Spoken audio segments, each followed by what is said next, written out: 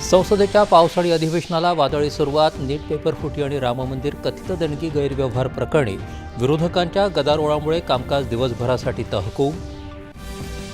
संसदेतली चर्चा समृद्ध होऊन प्रत्येक विचाराला सन्मान मिळावा ही भूमिका अधोरेखित करत सर्व खासदारांनी कामकाजात हिरिरीनं सहभाग घेण्याचं पंतप्रधानांचं आवाहन. तर्क आणि तथ्यासह संसदेतल्या अर्थपूर्ण चर्चांच्या माध्यमातून एकत्रितपणे देशाला पुढे नेणं ही काळाची गरज आणि देशाच्या आकांक्षी युवा वर्गाची मागणी. पंतप्रधान. पेट्रोलमध्ये इथेनॉलचं मिश्रण 20% अधिक वाढवण्याचा कोणताही निर्णय नाही. इथेनॉल मिश्रण कार्यक्रम वैज्ञानिकदृष्ट्या प्रमाणित. केंद्र सरकारचं राज्यसभेत स्पष्टीकरण.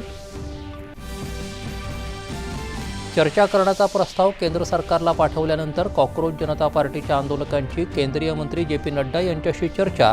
मागण्यांचं लेखी निवेदन सादर.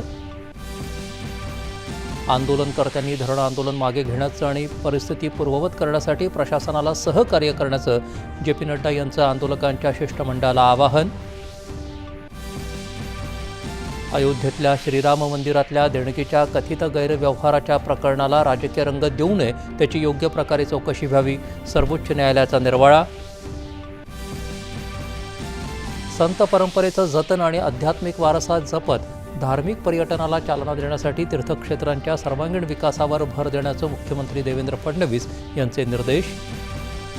आषाढी वारी सोहळ्यात टाळ मृदुंगाच्या गजरात संत ज्ञानेश्वर माऊलींच्या पालखीचं सोलापुरात पुरंदावडे इथं, तर संत तुकाराम महाराजांच्या पालखीचं अकलूज इथं पार पडलं गोल रिंगण.